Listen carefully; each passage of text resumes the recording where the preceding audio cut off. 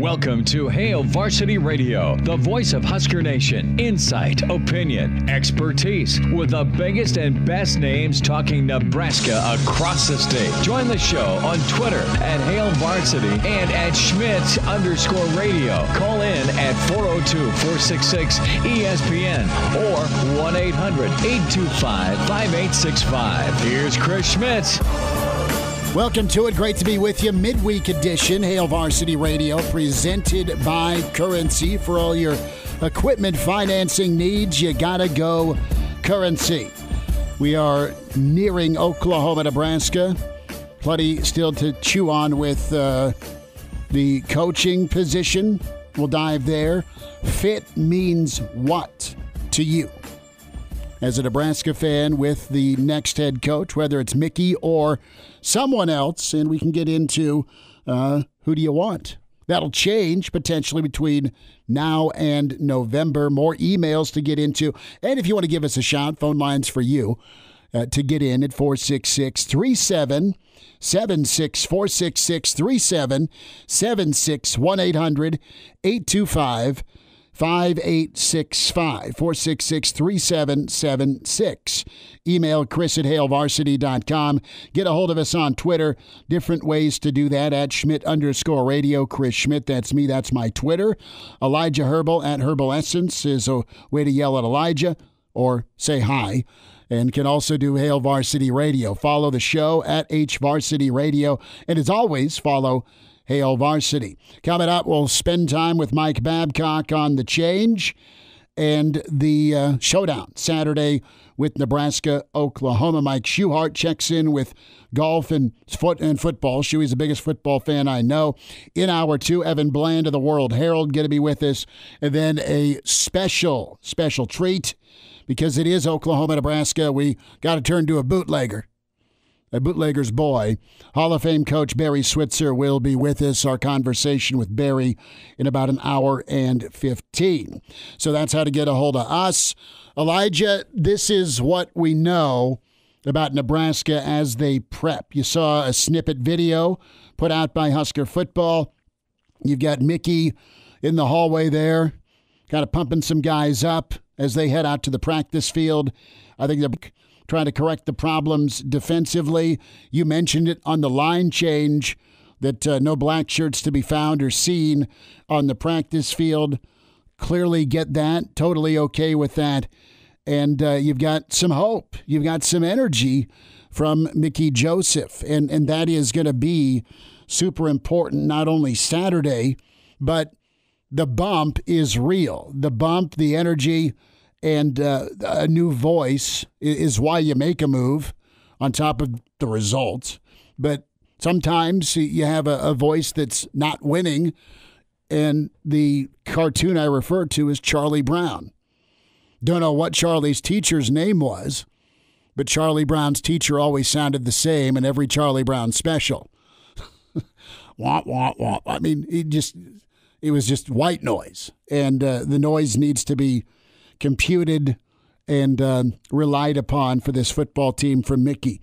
They'll dive into it. But fit means what? Fit means for Nebraska football, whether it's Mickey or another outside candidate, it means that you get Nebraska. The other part about Nebraska is, and tell me if you're here as a fan, that you don't expect it to be 1995 anymore. Trev Alberts touched on that. This is a new Nebraska, and it's way deep in the water compared to what it used to be. That's what reality is. Now, how close to the mountaintop can you get? That's always been a byproduct of what type of team you field, what type of team you train, and if the ball can bounce your way. If you're Nebraska and you're looking at outside candidates, or Mickey, of course, is part of that discussion, he knows about Nebraska. He knows what worked at Nebraska. But there are other candidates out there that need to know what can work, and it really applies well to the Big Ten. It's going to be about being physical. It's going to be about running the football. And the thing that made Nebraska special, and you can shoot for again, it's what makes Ohio State special. It makes Penn State special. It makes Michigan special. And it makes a lot of the SEC special because everybody's got athletes. But can you have more athletes and a deeper bench of athletes than the next team and still bone crush them for 4 quarters? Can you combine that?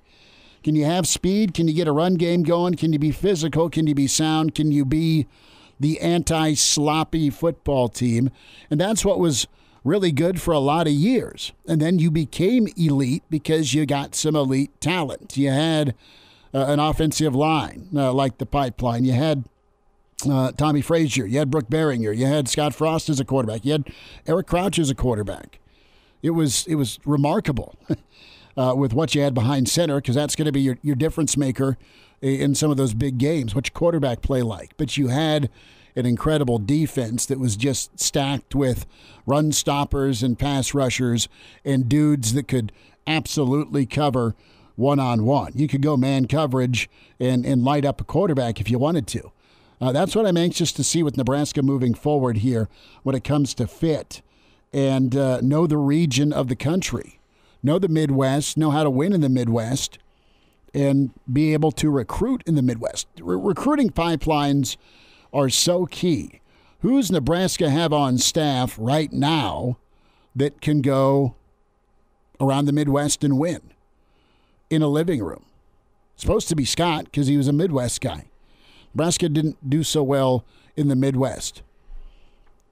Everyone else is coming to the Midwest. I mean, you see more and more programs. I mean, Clemson's come in and got a couple of kids out of Kansas in recent years. You're always going to have Kansas City as a hotbed.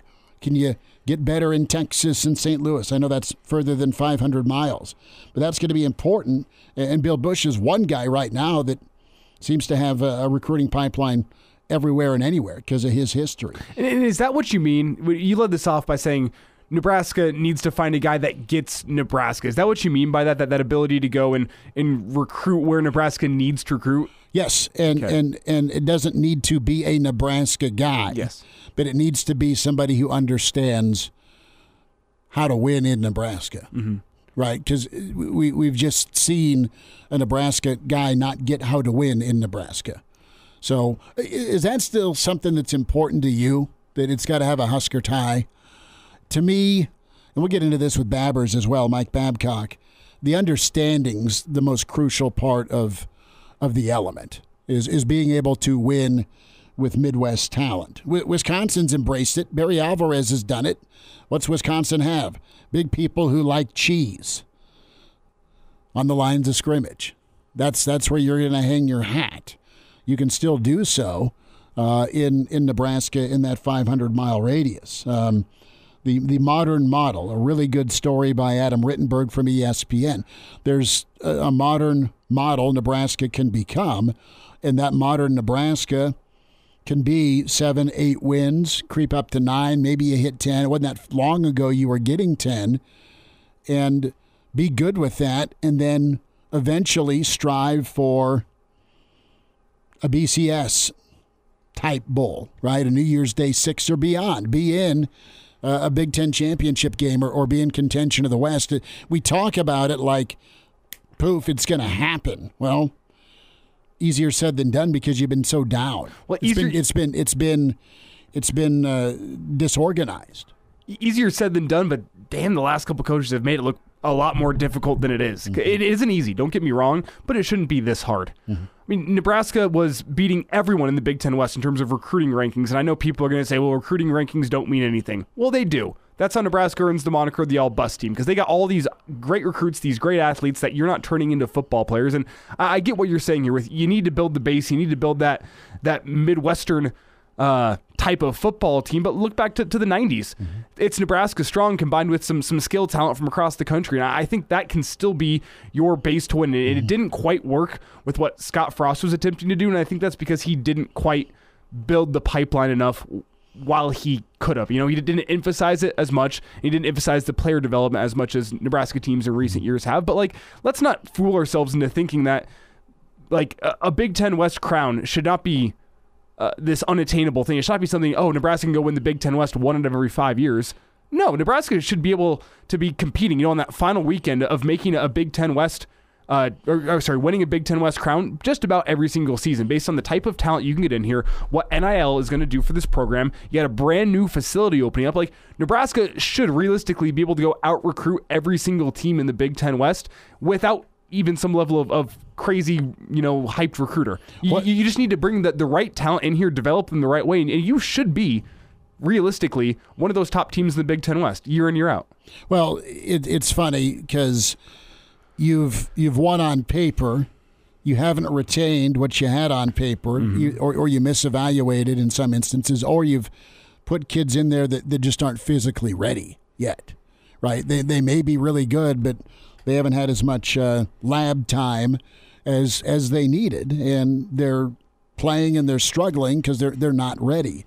And with Nebraska, I mean, you have Wisconsin, you have Iowa, you have Illinois, you have Minnesota, you have Northwestern, you have Purdue, and those other teams look like old school Nebraska compared to Nebraska on the lines. And what you haven't had is physically dominant. And once that becomes your mantra, once that becomes part of the fit, whoever's running the show as the next head coach, I mean, that's got to be your staple. It's absolutely got to be your staple. And with Nebraska, it's got to get comfortable with being able to know where you're at, know where you can go, and be confident in it versus, okay, this is my system, this is my style. It's about me showing off my offensive prowess. And it's got to get down to more meat and potatoes fundamental. And to me, that's the fit. That's absolutely the fit. Whoever ends up taking this thing full time. Maybe it's Mickey, maybe it's somebody else. So there's 100 names out there.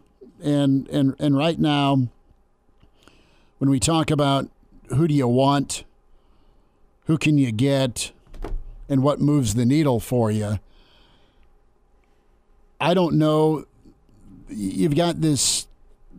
Urban's still fascinating, right? I mean, theoretically, if you're Trev, you can have a feeler conversation over lunch tomorrow or Friday with Big Noon here, because they're going to be talking to Trev anyway. If you want to go that route, great. If you want to stay the hell away, totally get it too. With Urban. With Urban, the way I see it is, he's the most slam dunk in terms of at least getting this program back to a place where Husker fans are going to be quicker, happy. Like he's just slam dunk in terms of, I think in 3 years Nebraska's competing for Big Ten West titles if they go hire Urban Meyer, and long term, who knows what that looks like, what it does to Nebraska's image. Would remain to be seen, but like, this is a call. Like, if you're Trev Alberts, you got to make the call and put the feeler out there, just because of the slam dunk nature of that hire in terms of the results it'll garner on the football field. I think you at least have to make the call. Well, even if he's not the candidate that you have in mind, even if he's not the type of guy you want around here, you got to make that phone call. Well, yeah, or sit down for that lunch. You get a recommendation from him and then vet him that way, gauge his interest. Hey, Herb, let's go grab a ham sandwich or a steak. Who do you like that's out there? Who can we get? Whatever you do, though, don't go get a drink with Urban. I had to go there. Just have the drink in your office. Reach to the bottom desk drawer, pull out whatever, pour one, and chat. Fickle. What do you think of Fickle? Do you think he'd leave Cincinnati for Nebraska? That's my question. Because I know he's going to a, air quote, tougher league, but he's still got a ton of Ohio ready to go. And he's won there. He's already been to the playoffs. So that's interesting. To the phones we go. Who's with us? Scotty is with us. Scotty, go ahead, bud. Thanks for calling. Yo, just a quick comment about Urban. I think after Frost, I'd much rather have a head coach come in who needs to prove himself, somebody Lance Leopold, Matt Campbell, somebody who can take the opportunity to reach the national stage, someone who's never done it, someone who won't get complacent, which I think was a main issue that we've dealt with the last few years. And that's just how I feel about the whole Urban Meyer thing. Well, I totally get it, Scott. The counterpoint to you is when you see what happened in Jacksonville, do you not think Urban Meyer's a little bit hungry to go change that narrative around him of being this F-up? That could be the case, but I just think I don't want somebody who gets too comfortable. I want somebody who spends every day and night working at this thing, and that's how I feel like a lot of people think that way also. No. That's all I got to say. Love the show. Appreciate you, Scott. Thank you. Who else we got here? Let's squeeze him in before Babbers. We'll get that name and number in a minute. 466-3776. No, Scott makes a good point. I think Urban, if he's interested in getting back, will be a grinder. Got Chris on the line here. Chris, go ahead real quick, bud. Hey, guys. Yeah, Urban gets us the West title next year. We got more talent than any team in the West. He would win us the title next year. He'd be gone in 3 years, but he would win us the West next year. And we'd be in national contention, in 2 or 3 years. He'd do. Actually, if you win the West, you're in national contention because, you're in the championship game. But he would, yeah. Then it just takes one. Chris, appreciate the call. We'll have more time for you. Phone calls. Who's doing it for you when it comes to the coaching choices? Mike Babcock on the way. And now, back to Hail Varsity Radio. Thanks for spending time. It's Hail Varsity, presented by the Nebraska Lottery. We will take more of your calls. What's moving the needle for you when it comes to the coaching candidates out there? We are presented by Currency. We welcome in Mike Babcock with us from HailVarsity.com and magazine. And can find Mike on Twitter at MDBabs is where you find him. Read him. And the Hail Varsity issue out shortly. I know it's gone to the printer, but what a whirlwind, Mike, by you and Vogues and the crew to flip in just mere hours with the Scott Frost news. How are you? Yeah, I'm doing fine, and you're right. The Hail Varsity team really had to step up to get that magazine out because we had to change some things. So, Mike, tell me how you're feeling, how you're processing everything since last Saturday to now.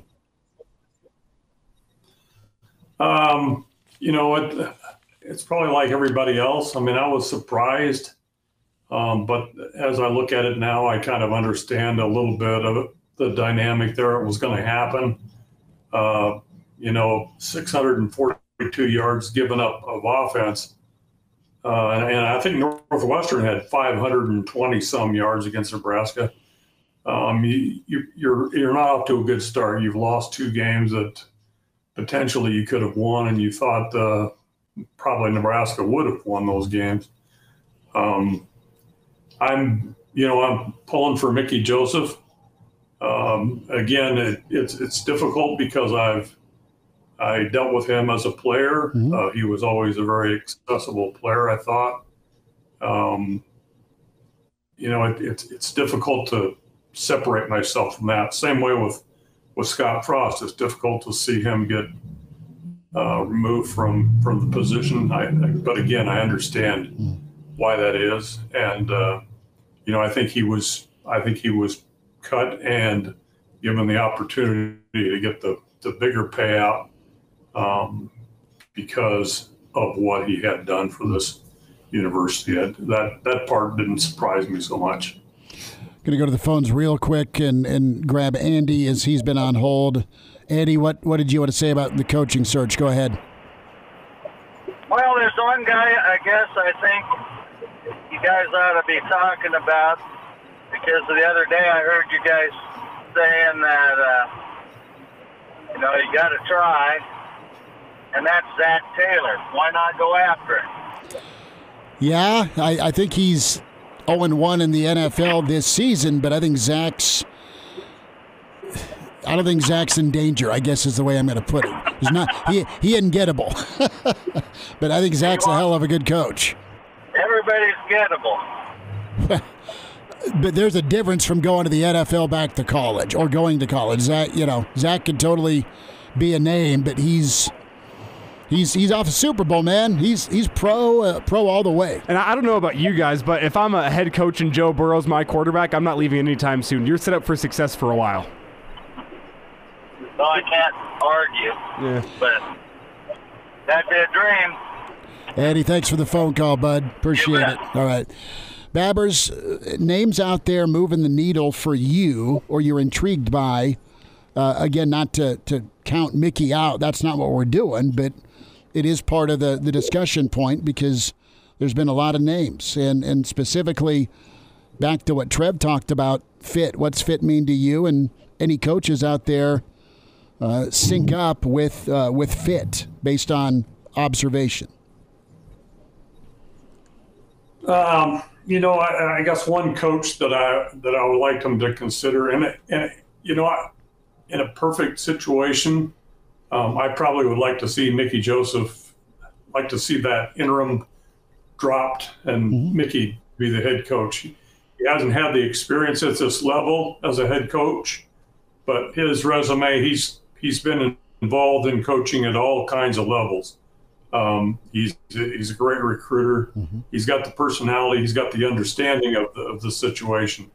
But having said that, in response to your question, one person that I would have liked to have seen considered when Scott was hired, and it would be foolish to say they should have hired him when Scott was hired because that wouldn't have worked out. That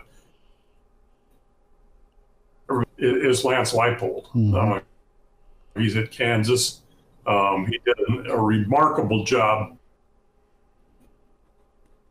at his home. I mean, when he was there of that division, I was a little surprised that he even left there. Went to Buffalo, and now he's at Kansas. I think he's an outstanding coach. He was on staff here in some capacity. He understands the situation here. He understands Nebraska.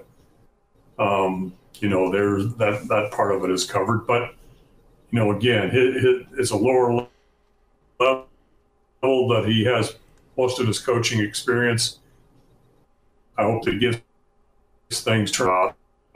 Everybody seems to think Matt Campbell is a guy that Nebraska needs. Obviously, being involved in the Midwest, he probably understands some of those things. I just, my opinions are just that. This is something that I'm glad that Trev Alberts. Let's switch gears, Babbers. We're gonna disconnect. Babbers, we're gonna kinds of things that you're talking. Babbers, we're gonna disconnect from the video stream, and we're just gonna give you a shout on the phone. Okay, we're losing you. Is that okay? Can we do that? Okay, that's fine. Yep, we're gonna do that. We're gonna reconnect with Mike Babcock here. We're losing him on the StreamYard. We're going to do an audible here. But numbers to get in, more thoughts and calls from you, and plenty of email. Kevin, our listener down in Texas, likes a guy that won and actually took Mississippi State to the promised land, number one. He was all over a guy in Dan Mullen. He liked Dan Mullen. We go back to Mike Babcock. We audibled at the line, Mike. Thanks for jumping on the horn with us. But you were touching on Lance here. Let's revisit that. Yeah. No. I just, he's had a great run at Wisconsin Whitewater, which is where he went to school. He went to Buffalo, on to Kansas. I hope he gets things turned around there. He's certainly a guy that would understand the situation here. But, I just have opinions. And the thing that I appreciate is that Trev Alberts, I think, will make a good decision based on what's best for Nebraska and a coach that understands the situation here and can get the job done in terms of making Nebraska competitive in the Big Ten West. That's one of the things when Trev was hired I thought was just really a positive, was that he made some tough decisions at Omaha, and he's willing to make tough decisions here. He's a good person for this search, and I'll respect what he does. But like I said, I would like to see the interim drop from Mickey's name, but I understand the situation as well. Mike, do you think it might almost be better to get somebody who is not from around here, somebody who quote unquote doesn't get the tradition of Nebraska, just because of what you were just saying, somebody who is willing to make the tough decisions in terms of, well, maybe you want to cut back on the walk-on program just a little bit. Well, maybe you don't want to have that Tom Osborne influence over the program, or even though he's not a part of the program, like kind of that cloud over the program that is Tom Osborne and his legacy. Do you think it might be better to get somebody that isn't, a Nebraska football guy? Well, there's something to that, Elijah. I mean, I think that's a possibility that, we get hung up on this. You got to understand the Nebraska situation. The Nebraska way, almost. Yeah, and you have to understand the Midwest, and you have to understand coaching at a school, the only, the major college in the state, but it's a state of 1.8 million people. That impacts recruiting, what you can do there, and you have to be able to recruit. I think coast to coast is Nebraska's had. Mike Rozier was from New Jersey. Nebraska got Steve Taylor from California, Turner Gill from Texas. Some of the significant names in the development of that offense that led to the national championship. Tommy Fraser from Florida. You have to be able to do those kinds of things. And it's not just understanding Nebraska, it's understanding what you have to do in order to be successful in Nebraska. And that doesn't necessarily have to be a Nebraska person. Mike, real quick, about 90 seconds. Mike Babcock's with us. Saturday, Nebraska, Oklahoma. Thoughts on the rivalry? And quickly, does Nebraska get a bump from Mickey? It's really interesting because, Mickey at recruitment, it came down to Nebraska and Oklahoma for his recruitment. And I think that the quarterbacks at Oklahoma at the time were Jamel Holloway and Charles Thompson, Casey's dad. So, it's just kind of interesting from that standpoint. But, I think Mickey will have them ready as well as you can with such short notice. But it'll be interesting, and I hope it's a competitive game. I think it'll be competitive, and it just comes down to that new voice, Mike, and I'm anxious to see how that can flip in a positive way for Nebraska, where maybe it's another tight loss, but maybe it's a stepping stone for the rest of the season. It's a tough ask, tough ask to get Oklahoma game one out of the gate as interim, but we'll see how Mickey handles it. Mike, about 15 seconds. What's coming up in the new issue of Hail Varsity? Football obviously related to the new coach and situation. Brandon did a nice thing on analytics on where Nebraska should have been with all these close losses. Right, that's the question here with all those close losses. What should Nebraska's actual record have been, and compared to what it was? Mike Babcock, follow him on Twitter at MDBabs. Read him with HailVarsity.com and magazine, and get a subscription today. HailVarsity.com/subscribe. Babbers, we will see you Saturday for Nebraska, Oklahoma, bud. Sounds good. Thanks, guys. Thank you. Good stuff from Mike. Always appreciate that. Mike Schuchart is going to put on the eye black, talk some Big Red, and Evan Bland. Barry Switzer, less than an hour away on Hail Varsity. And now, back to Hail Varsity Radio. Mike Schuchart, Wilderness Ridge coming up. Hail Varsity Radio presented by Currency. We'll get to jump in real quick. Will, thanks for calling. Go ahead. Yep. Two things. First off, I think we still have a Bill Moose hangover with Davison having so much input in the football program. I have a feeling that was part of Frost's biggest problem, having a friend like that be his direct boss above him before Trev, And so I think Davison needs to be asked to stay away from Mickey for a while so he can do his thing and not have that input from player to player. You know how that goes when you have players talking, hey, we should do this. Remember we used to do this, That's that input.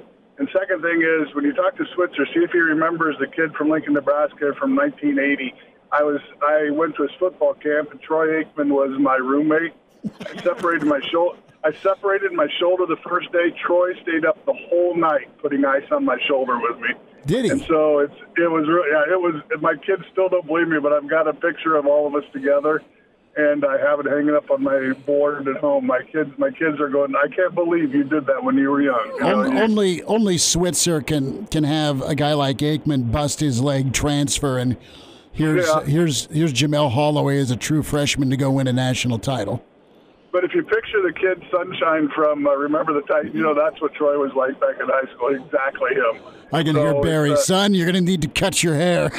But anyway, my thing is, I think we got a hangover with Bill Moose still with Matt Davison. Matt Davison's a great guy and everything like that, but you can see him hanging around the program too much, and that's not his job. He needs to be there for support, not to be given input. Well, I think, and I liked Bill. I liked being around Bill Moose, but Bill's lack of supervision, I think, inch-mile type discussion, right? You give somebody an inch, they take a mile. I think you can relate back to that with somebody maybe needing more supervision than what was given. Correct, yep. But I really appreciate your show, gentlemen. I listen to you every day, so you take care and go Huskers. Well, you take care, bud. Appreciate it. Yep. Enjoy Nebraska and Oklahoma. We'll get Shuey on the horn and get his take because, well, Shuey grew up on Nebraska, Oklahoma, and plus fall golf is undefeated. So we'll no doubt mix in some football here. We'll have plenty of time call-wise for you at 466-3776 or 800-825-5865. Switzer is coming up here at 5:20. So we'll talk to the Bootleggers boy, Hall of Fame coach, national champion, and Super Bowl champ. We talked to Barry on Monday. Switzer is headed to the Kansas City Chargers game tomorrow night, and then he is making his way back to Lincoln. So excited to maybe catch up with Barry this weekend, but he was gracious enough to sit down with us and talk some football. So we are talking Nebraska. The task at hand is to welcome Oklahoma, right? Number 6 coming to town. They are new. Mickey is not new to Lincoln, not new to this staff this season as far as his influence and how he wants to go about doing things, but now a new role. He is leading the program. That is big for Nebraska. A new voice. Does that translate into better play? I know he's already for sure taken over a different method, and that is to be physical, to be tough, to be detailed in practice. All the things he said in his press conference Tuesday, he is doing in practice today and did so yesterday. Do we have him? We have Mike, but we got Tom first. Tom, thanks for hanging. Go ahead. Hey, great talking with you guys. When you have Barry on the phone, you might ask him if he remembers this. I think last time Nebraska played down in Oklahoma, was that last year? It was last season, yes. Yeah, they had a bunch of sports writers and telecommunications people reliving old stories and stuff, and they finally said, hey, we've heard all these stories before. What's one you haven't heard of? He says, I got one, and I can't remember the guy's name. He says, I got one. We went up to Nebraska when Broderick Thomas was talking about keys to our house, and it was a huge game. We went to the bar, and Switzer's drinking with all the Nebraska people. Never seen anything like that. They were having the greatest time, and they were drinking Ouzo, and they're calling it Oklahoma University Zo. Yeah, that was us with Barry. We got him a little fun, and he missed the Tom Osborne Friday night thing that they used to have before the game. Well, the Osborne show up. He dressed as a chef and bringing tacos on Dick Janda's show. 6 years the year he had previous. his leg in a cast. He was kind of handicapped, but okay. his arm wasn't broken. No. His taste buds were if he's hammering Uzo. Thanks for the Chasing phone. it with beer. Oh, good for Barry. That's funny. He's a good time. It was a good story, yeah. Thanks for the phone call. You bet. It's pretty Bye. good. Let's get Shuey on real quick, get his take on things. Shuey, you taking the 11, you laying the 11? No, I'm taking the 11. All right. So you're a little Mick energy. Is that what you're saying? That's right. How we feeling? Lose, Wait. man. How can you lose? You said what now? Supposed to get blown out. I said a little Mick energy. That's right. I like that. New look. Mickey. Yeah. Yeah. I misheard you for a second. Don't hammer that delay. I did nothing wrong. So, Shuey, we got a couple of minutes here, and we'll hold you over for next segment, too, if you got time, just so we don't short you. Mike Schuchart, Wilderness Ridge. But what's your take on the week? I haven't talked to you one-on-one on this, so we might as well just let everybody hear. I mean, are you surprised? What do you think? No. I mean, that was just a matter of time that was going to happen. You know, was I surprised it happened then?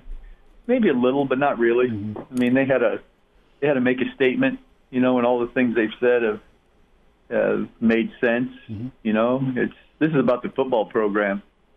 You know, if they would have waited for the buyout, that would have not looked as good, because then it's more about trying to save money than it is trying to save the program. Right. You know, so they did all the right things at the right time. I mean, and they made all the right comments. You know, even with Mickey up there, you know, and Trev talking. I mean, it's all about the kids and the program. You know, the program is what it is. No person is bigger than the program. You know, trying to get that across to everybody, get that across to the kids, is that we care about you guys. You're working hard, and we're going to try to do what we can to put you in a position to be successful. And obviously that hasn't been the case in the past. Mike Schuchart's with us, Wilderness Ridge Golf. Shuey, about 30 seconds before we got to hard out, and then we'll pick you back up here before the top of the hour. But Mickey is tackling in practice. It's not two-hand touch anymore. It just blows my mind, and I know it's a different era, but it just blows my mind that it's not been as physical. No, I mean, it's like that's just like anything. I don't care if it's football or golf. It's like if you're not very good at it, you have to practice it to get good at it. You can't just read about it or watch film about it. I mean, you actually have to do it, so you figure out how to do it, you know? So that's the craziest part, is that, and I get all these people are like, well, you know, it's just a new era that you don't really tackle because of injuries and the physicality of it. But it's like, if you don't know how to do it, man, when are you ever going to learn how to do it? Well, man, I've been reading so many self-help on my golf swing. This explains a lot. Yeah, we're going to send you to Shuey.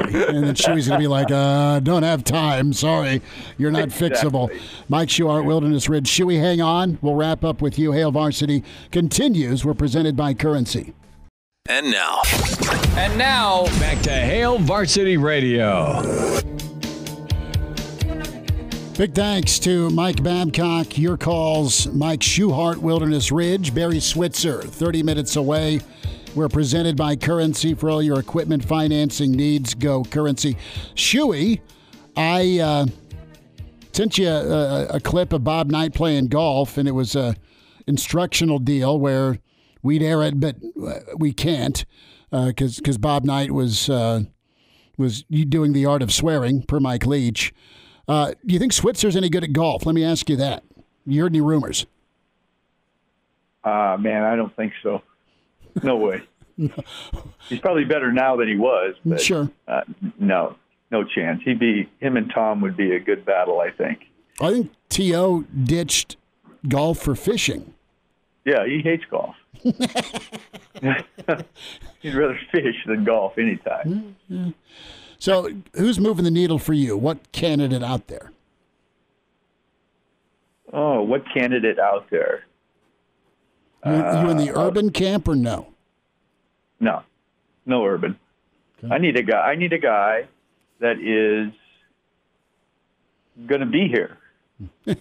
Availability is key for you. Yeah, kind of. A guy that wants to come here.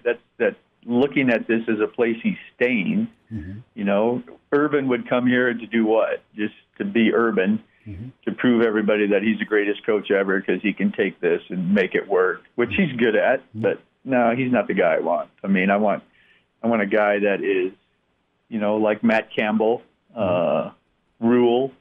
I mean, a couple of guys I like because I just like where they came from and what they've done. You know, is a Kleinman down at K-State, Kansas coach Leopold. You know, he's done Kansas was a train wreck, big time. Just horrible. That was old Les Miles tire fire. Yeah, so it's like they kind of went the same route, trying to bring a name in there and do something. It's like, no, you know, it's like you got to bring a coach in there, and it's like that's my whole thing in the last bunch of years. It's like I just don't feel like they've ever done their due diligence well enough to identify the proper candidate. They've always put somebody in place that was appropriate for the time and the situation they were in. I don't think they ever really found the best candidate for the job. You know, so it's like you bring in Mike Riley because he's the opposite of Bo Pelini. It's like, why don't you bring in the best football coach? Yeah. Well, Mike, I tell you what, in order to find out what a guy's like, you got to play 18 with him. So I think you should send Trev an email, open up Wilderness Ridge for all these coaching interviews, and then you're our inside source. Let us know who Trev's talking with. Yeah, don't tell anyone else. Just say, hey, Schmidt, you want to play 18 or Schmidt, pour a beer at the turn for us, but stay the hell away. Shuey, great idea. Schmidt can be the cart girl. Yeah, he's sick man. About 10 seconds, Shuey. Where can folks log on to get a membership with you at Wilderness? Yeah, just log on to wildernessgolf.com. They have all the information on there, everything we got going, all the stuff that's happening. I mean, it's changing daily out here with all the things that we have. Fall golf is here. Awesome. Best time of the year to play golf. So log on there, get all your information, all your contacts you need of memberships and lessons and club fittings and anything you need with golf. It's right there. Shuey, enjoy Nebraska, Oklahoma, bud. Thanks for the time today. Thank you. You guys be safe. Will do, bud. You do the same. All right, love him. Mike Schuchart, Wilderness Ridge Golf. Hour 1 in the books. Hour 2 coming up. Evan Bland, Barry Switzer, Hail Varsity continues. Welcome to Hail Varsity Radio, the voice of Husker Nation. Insight, opinion, expertise, with the biggest and best names talking Nebraska across the state. Join the show on Twitter at Hail Varsity and at Schmidt_radio. Call in at 402-466-ESPN or 1-800-825-5865. Here's Chris Schmidt. Back into it. It's Hail Varsity Hour 2. We're presented by Currency for all your equipment financing needs. Go Currency. Chris Schmidt, Elijah Herbel. We say hi to Evan Bland from the Omaha World Herald. Evan, crazy week. We've seen each other a couple of different times at 2 different press conferences. One from Trev on Sunday and Mickey yesterday. How's your week been? How are you processing, well, what's new in Lincoln?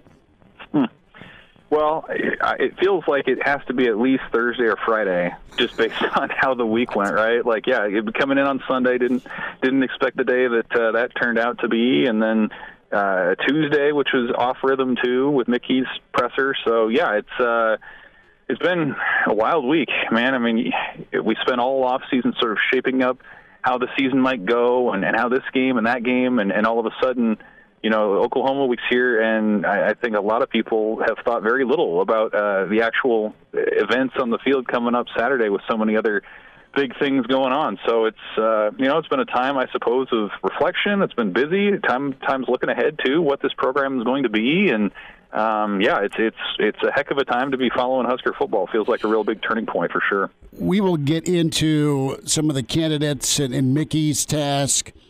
But let's spend a minute on Saturday. It is Oklahoma. It's nostalgic. It is 2 rivals that shaped college football for decades. With this change, do you like Nebraska's chances better or worse? And that's not a shot at Scott. That's a question because what was working or what was in place wasn't working? I'm talking from a team mentality and energy standpoint for Saturday.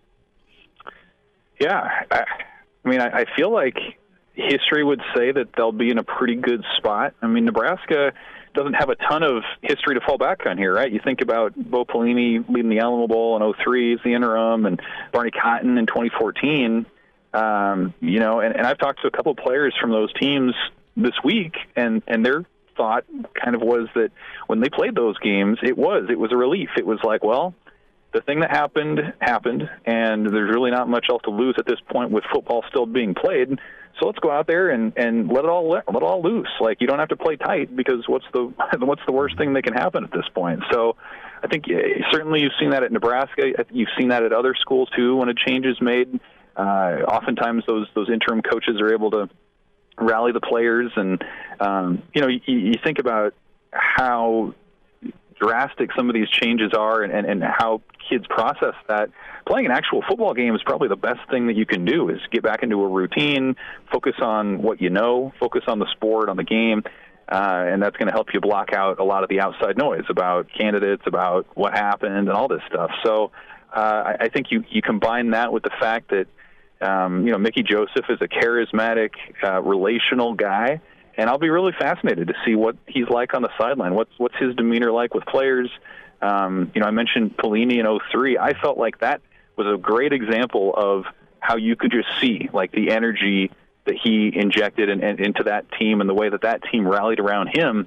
I wonder if we're going to see something similar on Saturday, in a situation that, like you mentioned, doesn't really need all that much extra hype anyway, given that it's Oklahoma, that it's here, it's a national contest against the top 10 opponent. So I feel like the intangible part is probably the thing that an interim coach can change the most in the shortest amount of time, right? He's not going to overhaul the defense, and you're not going to see a different offensive scheme.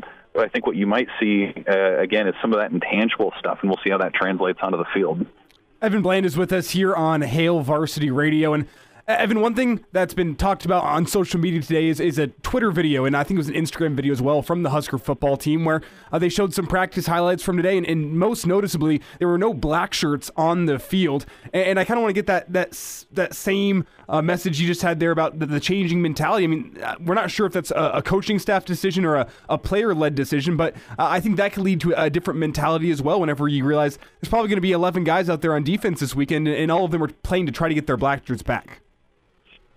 Right. I mean, and Mickey Joseph said as much on Tuesday, saying this is, you sort of start from scratch at this point. This is week 1 of 1, and that'll be the case next week too. And certainly, even if Scott Frost were still the head coach, I'm guessing that particular unit was not at all happy with how it performed. And so maybe we'll find out this weekend, but maybe that was a player-led thing. Maybe that was a coach thing. But at this point in the year, stuff like the black shirt seems so superfluous, right? Like, let's get back to just fitting your gaps right, and limiting the run, and just basic things like that. The black shirt discussion, all that. That's sort of the next step. And I think they're sort of focusing now on getting back to basics, and Oklahoma certainly is going to provide a challenge for that after what Georgia Southern did. So sometimes that can be a good motivational tactic. Maybe that was another example of something Mickey Joseph did after reshuffling around some assistants and going back to more tackling and switching their off days. Maybe that's something else that will play a part in that. But certainly there's no doubt about it. When you talk about evaluating these last 9 games, I think the thing holding Nebraska back the most, that maybe can be changed the least, is how that defense has performed, and specifically stopping the run. So we'll see how much motivation or how much some of these changes affect the performance on the field. But I think most people would agree it's probably fitting that either you don't have a black shirt, or you don't worry about that particular thing right now, as you're just getting back to basics.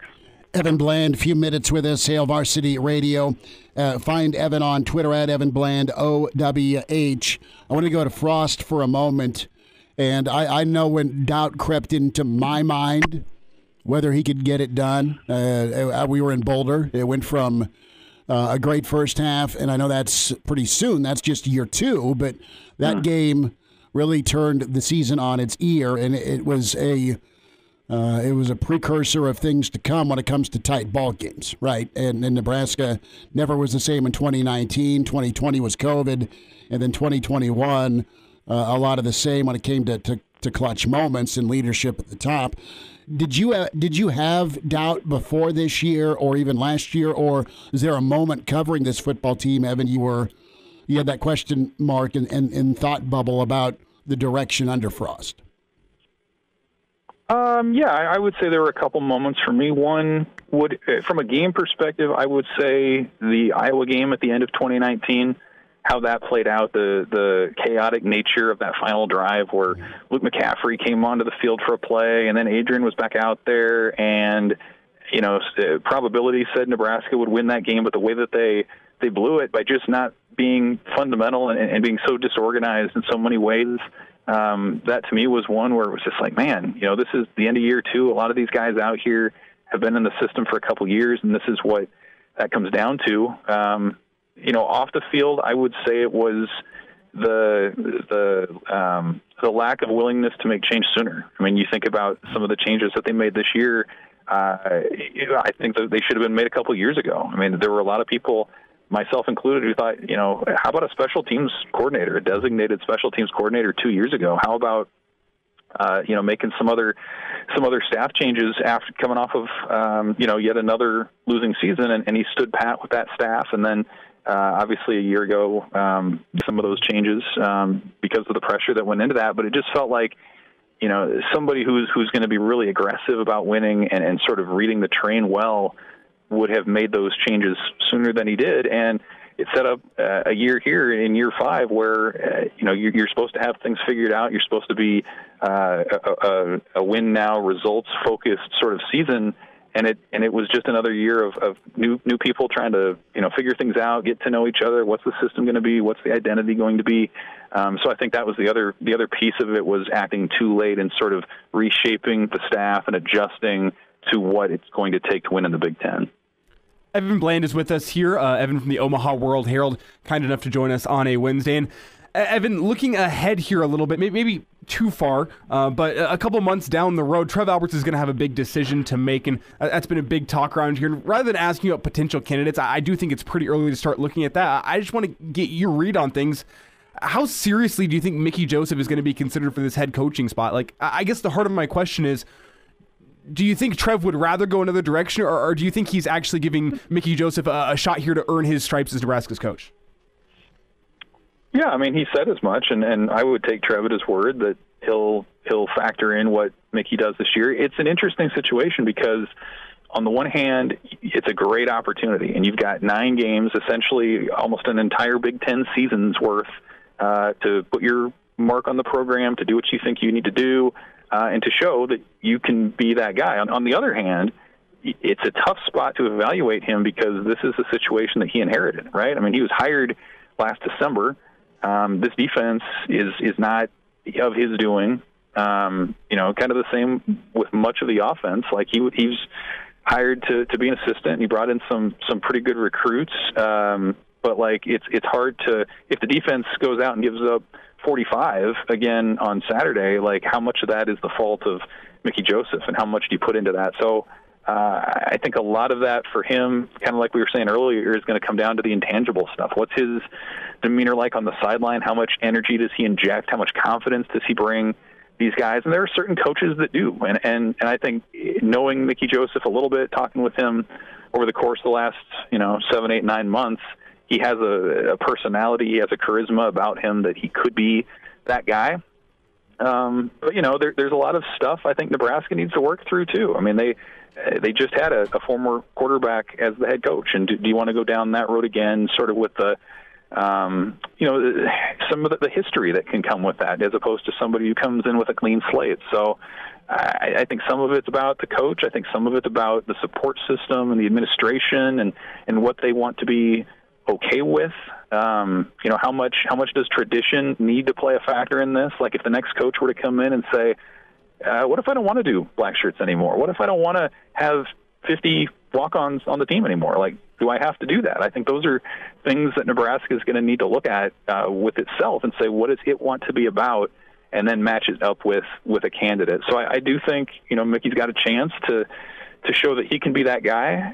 But it's also going to be really interesting with some of the other candidates that have been put out there, what their read on the job is and how their seasons go. And I have a feeling, we'll look back, a couple months down the line. I imagine the terrain's going to look a lot different then than it even does right now. Trev was patient with Scott, gave him part of this season. The job market and jobs that were open a year ago were nuts. I mean, some real big-time blue bloods that were winning, right? And Trev said best fit. It's not about winning the press conference. So I want to get your take here as we wind down, Evan. Your thought on the Nebraska job. I think Trev's super, super realistic with the history, tradition, fan base, and finances. I think Nebraska can compete with about anybody that still garners raised eyebrows in a good way when it comes to college football and the name brand. But where Nebraska's at and the recruiting base comparatively to some other schools, specifically south of the Mason-Dixon line, does Trev, do you think, know that it might be somewhat of a sales job to get who he thinks is the best fit? And some of the Midwest guys that have been mentioned, they get Nebraska. But there could be a couple of other candidates out there that, all right, let's talk. Let's see if you're interested, and you have to talk them into it. Yeah, I mean, that piece of it is interesting because, Scott Frost is a Midwestern guy, obviously grew up here, but most of his staff was from different parts of the country. I mean, the Northeast, the Southeast, Florida specifically, and we've seen that while they've pulled some good players from those regions, it's also true that, especially in this era of the transfer portal, it's really easy for those guys, if they're coming from a long way away, from a coast maybe, to want to go home and to maybe not want to stick things out. And so I think, that's another piece of it that Nebraska is going to have to evaluate is for a number of years now, it's fancied itself as sort of this national recruiting program, right? Under Mike Riley, they went to California a lot and they had connections on the West Coast. And under Frost's staff, it's been mostly Southeast and pulling players from that area.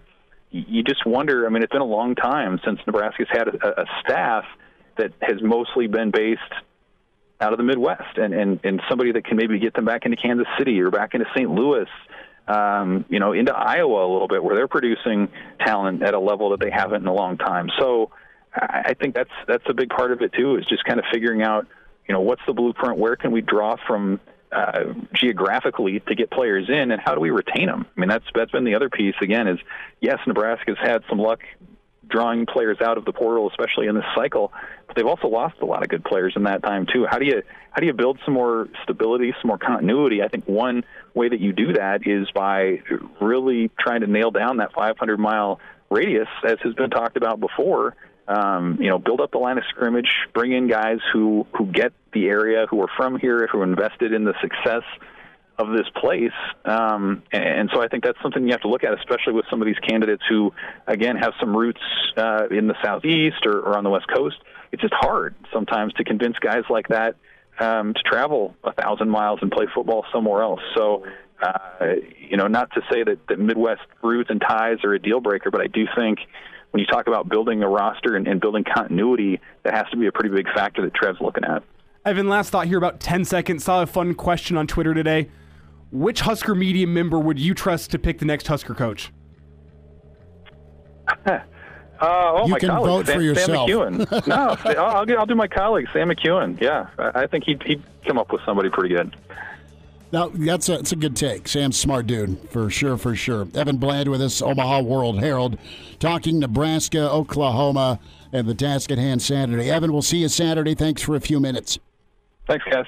And now, back to Hail Varsity Radio. Back with you, it's Hail Varsity Radio. We are presented by Currency, and we welcome in Hall of Fame coach. He's an author. He's a national champion. He's a Super Bowl winner. We say hi to the bootlegger's boy, Barry Switzer, with us. Coach, it's been a while, and excited for Nebraska, Oklahoma this week. How you doing? I'm doing pretty good. Chris, I fought this COVID like everybody else, and I've got it behind me, hopefully, and got enough antibodies. I mean, my doctor said don't even get the booster, you got enough to fight off going to the hospital, you will be in the hospital. So I've had it 3 times, had every shot, so I'm backing off of it now.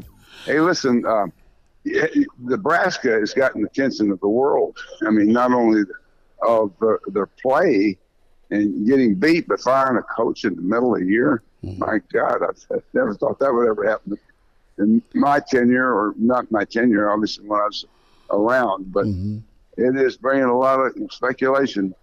What's going on up there? Tell me. Well, it's yesterday was just a crazy day. Get done with church, and here's a press conference coming down the pike, and Trev made the decision to move on from Scott, and it wasn't good enough. It was 16-31, and you need a new voice. And Coach, you've been a voice and a sounding board to people in the football world. You've taken these phone calls with job openings. What do you think about the Nebraska job? You know, Chris, I've looked at it. I called Tom. I'll never forget the day I called Tom and asked him what his motivation to go into the Big Ten. And he said, well, that's the territory they recruit. You know, well, I never recruited heads up against Tom unless it's over some player in Texas, some blue chip player we're going after. And obviously that's a little far south for him. He can be very competitive. So he said his area was to the east, and he said you draw the latitude across. I guess the latitude is where it goes east and west, longitude north and south. I said that he said that is our recruiting tour from Nebraska. If you look at that latitudes, you were in Big Ten country, and he says that's where we need to recruit. And I think what's hurt Nebraska more than anything is that the numbers program. When Nebraska used to have 300 of them dressed out, but they were 22 years old before they even got in the huddle, the redshirt program and the freshman program. Really, seriously, man, that's what I faced. You know, the average age of every player played when I coached at Oklahoma was Nebraska averaged about 22.6 years of age. We averaged about 19.7. So you can see that 2 years of difference. And it means a hell of a lot to the football program.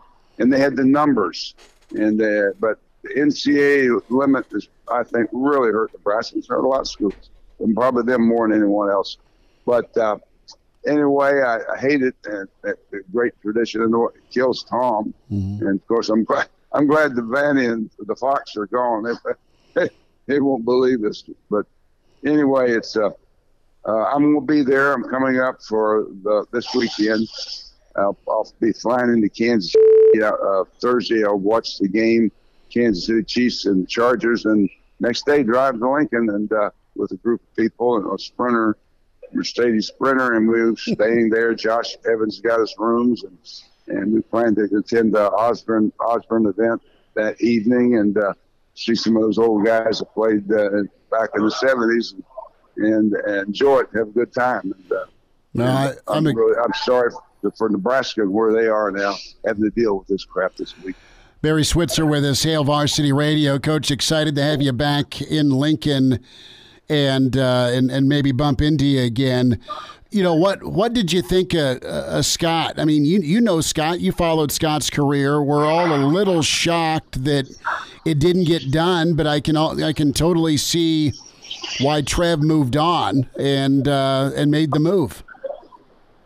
Well, I don't know what the record was last year. 3-9. Ended up 3-9. My gosh, and I didn't know that. And then they start 2 losses this year. 1-3. Mm-hmm.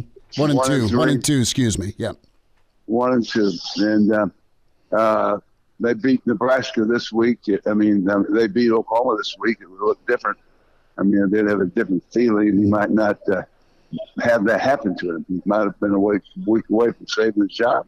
Oklahoma struggled against Kent State, and hell, I mean, Kent State played football. And the other thing is that you look around the country, Michigan gets beat. Notre Dame gets beat. He gets beat by the non-conference schools they bring there to pay them $500,000, $1.5 million, and have a win on their schedule. That's not supposed to work that way. I think for Texas A&M, they think all the millions of dollars their alumni have thrown at their program to put them in the top echelon of the SEC, and they get beat by nobody. And so it was a tragic week in college football, and it got Nebraska too. Oh, a name that's out there that you know is Mark Stoops. What do you think of Mark? Oh yeah, you're not going to get Mark Stoops. He's done one hell of a job at Kentucky. They were a perennial loser. He's gone in there and made them a winner, and he's done a great job. It's all recruiting, getting players, and he's been able to do that. So Mark's, I know Mark does a great job, and I'm proud of him. He's the youngest of the Stoops brothers, and hell, he might end up being the best of all. Bob had a great program here, and of course, in Oklahoma. And, our proximity to Texas, Chris, is what makes us. Yeah. If we didn't have that, if we didn't have the proximity to Texas, if our school was sitting up on the Kansas-Oklahoma line up in Miami, Oklahoma, we'd be maybe like Kansas in football. Seriously, because we're too far removed from a recruiting territory. You look at Nebraska, and you look at Kansas, you look at Oklahoma. But our population, the minority population, is probably 5, 6, 7%. It's not that way in the SEC, down south or back east in the large eastern states. So it's tough recruiting now, but Oklahoma survived it because of Texas south of the border, Red River. Barry Switzer's with us. He'll be in Lincoln for the clash between Nebraska and Oklahoma. Big noon kickoff. Coach Switzer, a player that you're very familiar with, you recruited, and Nebraska ended up getting him at quarterback as Mickey Joseph. And I remember Mickey's taken over as interim coach. What do you remember about Mickey? Where was Mickey Joseph? Was he at Nebraska? He is at Nebraska now. Mickey's the interim coach right now. He's going to be coaching against Oklahoma. But was he on Steve's staff? No, he was at LSU before he came to Lincoln under Scott. Oh, I was recruiting Mickey Joseph. I think he's out of New Orleans, I think. Yes, yeah, the quarterback. Yeah, I recruited him. He was, that's a long time ago. He'd been in the league a long time. Wasn't he in the NFL a while? His brother, Vance, was the defensive coordinator and head coach at Denver, yeah. Well, okay. Well, anyway, I know of Mickey, and I don't know what reputation is, what kind of coach he is and all that. I'm sure he's a very good one. I remember we were trying to recruit him years ago, but it's hard to believe. I was around then because I've been gone for 30 damn years. Yeah, so it's been a long time. So Charles Thompson, Casey Thompson, and of course Casey's quarterback in Nebraska doing a great job. Is that going to be weird to see Charles's son Casey in a Nebraska uniform Saturday? No, well, he's had a Texas uniform on last year, and I saw that. But yeah, it'll be a little different. This portal's made everything different, hasn't it? But Charles was a great player for me. He only got to play 2 years. In fact, Charles was a freshman. Nebraska was number 1, and we were number 2 in the country when we came to Lincoln. And Charles, I told our team, I said, Charles is going to shock the nation. They have no idea how good he is. And, of course, I think he rushed for 130 yards that day. And we beat number 1 Nebraska in Lincoln. And that was Patrick Collins and those guys. I had a good football team here in defense and offense. But that was Charles' year. And Charles had great speed. Charles was a 4.3 guy. And ran my option great, threw the ball great. So, anyway, Charles, I've seen other, but Kendall was a good player, and Casey's a good player. It's just different systems today, and Charles fit perfectly in my system. Coach, the '87 game you're referencing, Charles was in because Jamel was hurt. Do you still have the beaver jacket? Oh, my fur. That's my fur jacket. Yeah. That's what someone on TV said. If you go to Oklahoma, that's what you get, fur coat. No, we only wore the fur coats when we came to Nebraska. It's too damn hot down our way. What do you think, Coach, about Venables and how's the transition been from Lincoln Riley? How's Oklahoma with Venables right now?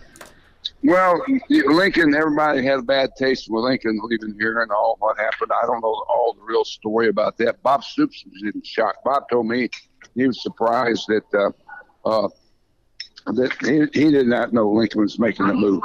So anyway, it was a surprise to all of us and it left everybody.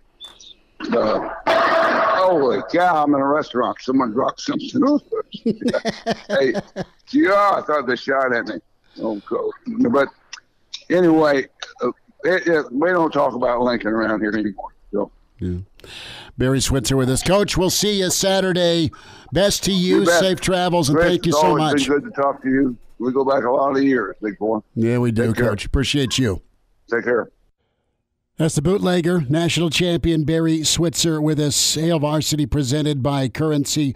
You want to go see Nebraska, Oklahoma? Go check out Red Zone Tickets, selling fun since 2001.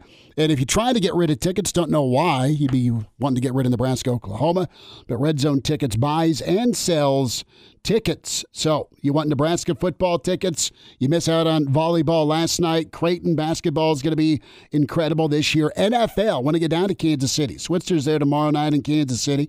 College World Series, redzonetickets.com. They're local. And they're in Omaha, and they are A+ when it comes to their Better Business Bureau rating. They're reliable, and a 100% guarantee to all your orders. You'll receive authentic tickets and experiences that you'll never forget. It's time to check off that bucket list, create memories that last a lifetime. Visit redzonetickets.com today. That's redzonetickets.com.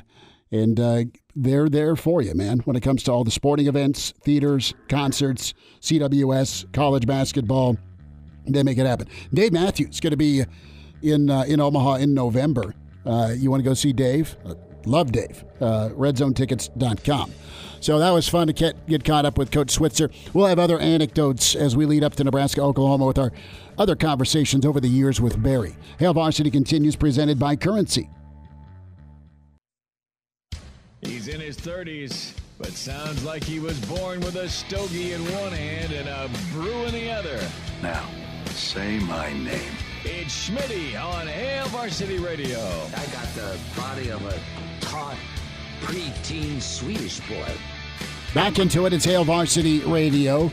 And time for a Jock Doc Wednesday with Nebraska Orthopedic Center. Dr. Brandon Seifert with us. Dr. Brandon, a lot of groans from Cowboy fans.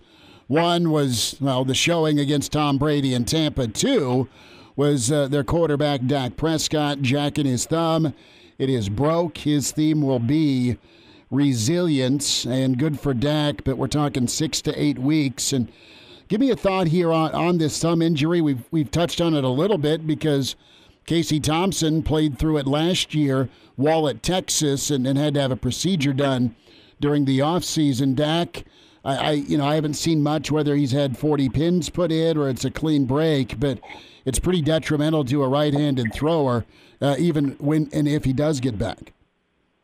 Yeah, absolutely. Probably the biggest issue here is just from the gripping the ball perspective. That's probably the biggest thing. If you can get through that part of it, you can start to have some discussions about, I just want to play through this, deal with kind of fixing this later. Is one of those things you may discuss. Coming at a high level athletic perspective. Just thinking about his injury anatomically. So talking about in the thumb, most likely this is in the base of the thumb. Common injuries in this area, the name of it we typically see is called a Bennett's fracture. It's at basically the base of the thumb, and kind of fracture there where one of those tendons can kind of pull off one of the bones, and that tendon kind of helps bring your thumb over towards the index finger, over towards the small finger, kind of basically part of that grip strength. That's probably what he did. Clearly, you could fracture anywhere along kind of that, whether it's the metacarpal, the longer bone behind the thumb, or the phalanx, the small bones in the thumb. And that's what we're talking about. They mentioned that he's going to need surgery on it, is the plan at this point. And you mentioned a 6 or 8 week recovery on that. And that's kind of what his path forward at least looks like for now. Dr. Brandon, I'm looking at the footage where it happened. Shaq Barnett was coming off, tried to knock a pass down, both arms extended. Dak's follow through, hitting the left hand of Barrett. It wasn't a helmet hit, it wasn't a shoulder pad, so it was that follow through, and you can imagine the torque. The way he was injured, is that easier to recover from versus hitting a helmet or getting stepped on? I'm just talking about what the force that caused the break. Yeah, moving in that direction, anything that's more of kind of a crush-related kind of injury. So, for example, you get stepped on, smashed between something, a little bit more difficult to recover from just because the tissue's more traumatized versus more of kind of it gets bent back in a certain motion direction. Tends to be maybe a little less trauma, at least to the soft tissues outside of the bony part of it. But really the big thing with these is how much involvement there is of basically what we call the articular surface of the joint surface. That's probably one of the biggest determinants in terms of how much hardware you have to put in to fix it, and long-term recovery, as well as kind of long-term outcomes in terms of arthritis and stiffness and those kind of things. And Dr. Brandon, one of the things we're hearing here within the last 24 hours or so is that the Cowboys aren't planning on putting Dak Prescott onto injured reserve, meaning they're still hopeful he could return after less than 4 weeks, and that remains to be seen. But Coach Mike McCarthy said earlier today that he doesn't think it's unreasonable that Dak could be back doing some team activities within the next 7 to 10 days. Not saying he's going to be a full participant or anything like that, but they could start working him back as early as then. What does that tell you about this injury and the recovery process? Yeah, let's talk shop on the surgery side of this. So the biggest thing is after any type of procedure, whether it's putting pins in, putting little slates or screws in, is that those first 2 weeks you really need time to let the incisions basically heal up. We've talked about this before in terms of an aggressive recovery. So you really don't want to be sweating on your incisions, doing aggressive work early on just to avoid the risk of infection, which obviously really sets you down a far path. But if he gets to those first 2 weeks, incisions heal up well, pains under good control, then you could potentially see him return back for at least football drills, maybe by week 3. Do you start thinking about maybe some contact at week 4 potentially? I think his biggest limiting factor will be just kind of the grip on the ball, unless you just plan on bringing him in and having him hand off a couple of times, sure, or maybe some short pass routes at 4 weeks. It's a possibility. I think the biggest thing though is just a matter of how quickly can he regain that grip strength. Dr. Brandon Seifert with us, Nebraska Orthopedic Center. A Jock Doc Wednesday, Dak Prescott, his thumb injury. What are some things Dak can still do while he's nursing this thumb, that 6 to 8 week period? How does he stay involved physically to keep from being off his game once he can grip and rip again? Yeah, absolutely. So you got your lower body lifting going on. He's doing upper body lifts on the other side, of course. Again, from a cardio perspective, you just want to be careful you're not sweating a ton, getting your incisions dirty post-operatively. But you probably could do some reasonable elliptical. You could even go out and do a little bit of jogging. You just got to be careful about the infection risk. So he's still doing some stuff. He could be doing some non-contact drills as well pretty early on. And so he can stay pretty fit. And he can stay, pretty tied in with the game with, this type of hand injury because he's still mobile, doesn't have any, weight-bearing restrictions, at least to his lower extremities. So he could still pretty much do most things outside of contact. Dr. Brendan, is there any sort of protection that Dak Prescott could be wearing in a game moving forward on that hand? Obviously, it's a little bit complicated when you play the quarterback position with as much as you use that hand, but you would think if it's a pain factor, Dak Prescott is one of those tough guys that could be back sooner rather than later. Is there any, protection device, any sort of taping that can be done on that hand to keep it a little bit more protected in the game? Yeah, taping is probably going to be your best bet in that scenario. Obviously, any type of orthosis that, brings about stability, that is a really firm, hard fixation type device is going to be a problem for him since that's his throwing hand and he relies upon, wrist motion, finger motion. So you're going to probably have to do something like maybe some taping. But outside of that, there's unfortunately not a whole lot. Otherwise, I think you end up restricting him too much in his motion to be able to get back and throw and grip the ball. Dr. Brandon, how common after fractures is issue down the road, like stiffness, tightness, pain, re-injury? I mean, is it common? Yeah. So, early on for sure, in terms of, pain's going to be their stiffness there. When you look at this joint in particular, especially at the very kind of base part of that thumb, there's quite a bit of mobility in that joint. And so it's going to take him a while, 6 months to a year to kind of get all your mobility back in that area. Again, his goal initially would just be enough that he can play. But, yeah, in terms of total recovery motion, you're looking at a whole year before you really know how much he'll get back. And he'll lose some. He'll probably lose a little bit of grip strength. But hopefully within a couple of months, if not sooner, that will get back to a level that's, functionally doesn't really notice a difference. Dr. Brandon Seifert is with us, a Jock Doc Wednesday. And Dr. Brandon, last thought here, about 30 seconds. We saw on the sideline the Cowboys team doctor wearing a cowboy hat as he evaluated Dak Prescott. Is that something you've ever pulled out, the old cowboy hat during evaluation? Or boots. Right on. Dan Cooper down there, he's terrific. Their team doc's a really, really terrific guy. He's also, I think, the head team physician for a Professional Rodeo Association, but yeah, he's terrific. But yeah, I should take a page from his book and try the cowboy hat on. I haven't tried that yet. I might get thrown off the sidelines around here. Yeehaw! We'll look for you in some spurs, some boots, and a hat. Dr. Brandon Seifert with his Nebraska Orthopedic Center at Jock Doc Wednesday. We're talking Dak Prescott. Dr. Brandon, have a good week. Thanks for the time. Hey, thanks, fellas. You guys take care. Miss us? Come here, brother. Give me a hug. Bring it in for the real thing. We're on call for you. Catch the podcast at HailVarsity.com, the ESPN Lincoln app, or download them on iTunes. Saddle up, partner.